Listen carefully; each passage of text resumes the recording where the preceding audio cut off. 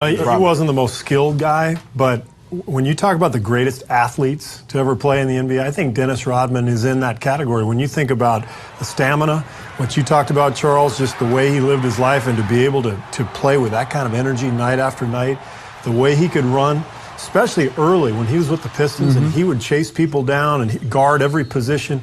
That guy could have been a world-class triple jumper or a 400-meter sprinter. I mean, he was incredible.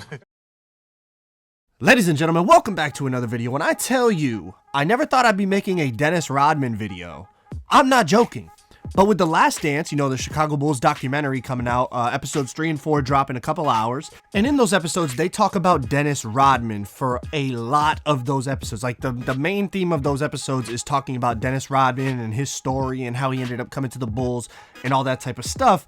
So I figured we might as well talk about one of the most misunderstood players in NBA history and just honestly athletes in history, because Dennis Rodman was a unique dude. So here's what I want you to do. Go comment down below one crazy story you know about Dennis Rodman. Just, it could be a stat, it could be a story, it could be on the court, off the court.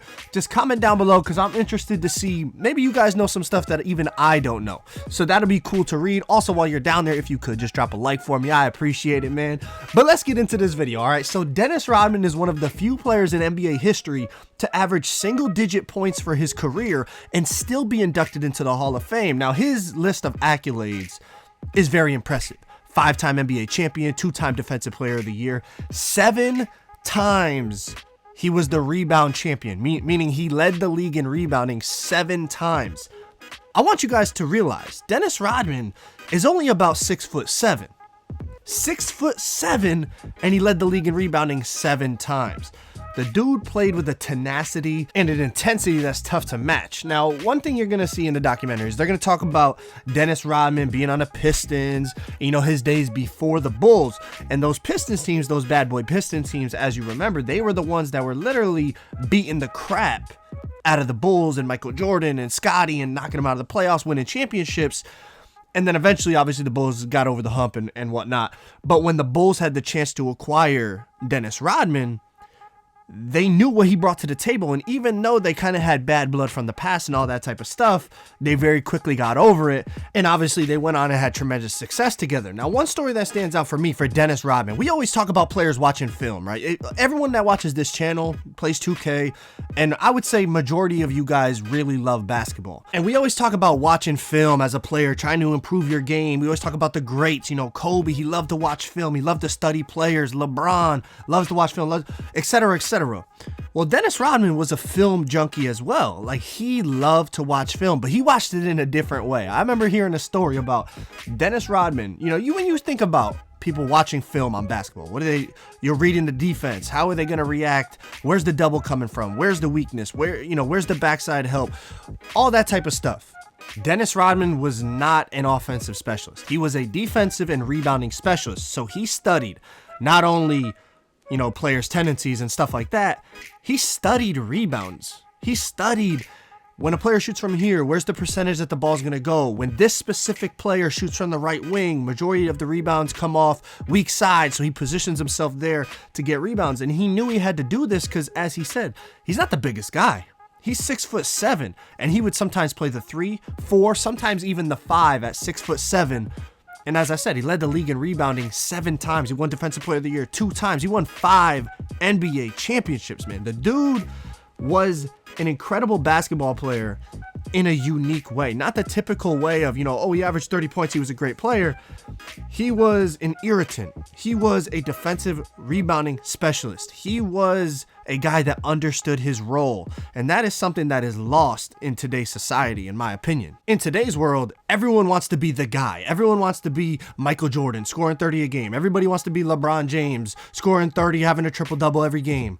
Why not accept what your role is and be a star in your role and do what you do well? Everyone is different. Not everyone is born to score 30 points a game. Not everyone is born to design rockets that fly into outer space. Everyone has unique skill sets as a person. As a player, as an individual, you have a unique skill set. So be a star in your role. Find what you're good at and perfect it. And that's what Dennis Rodman was willing to do.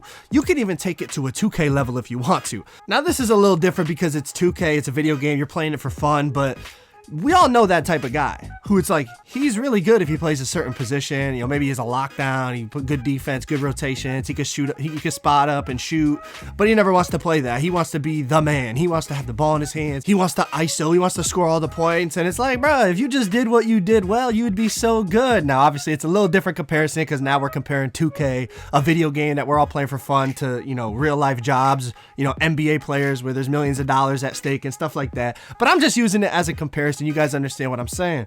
Dennis Rodman was willing to not be, quote unquote, the man. He was willing to say, okay, I'm only going to average 7 points a game for my entire career, but I'm also going to have 14, 13 rebounds a game every game. I'm going to win rebounding titles. I'm going to win Defensive Player of the Years. And at the end of the day, my team is going to win championships. And he did that. So I give him a ton of respect for it. Now, real quick, if you're wondering, I'm using my pure red pie chart 6'9" center to represent Dennis Rodman.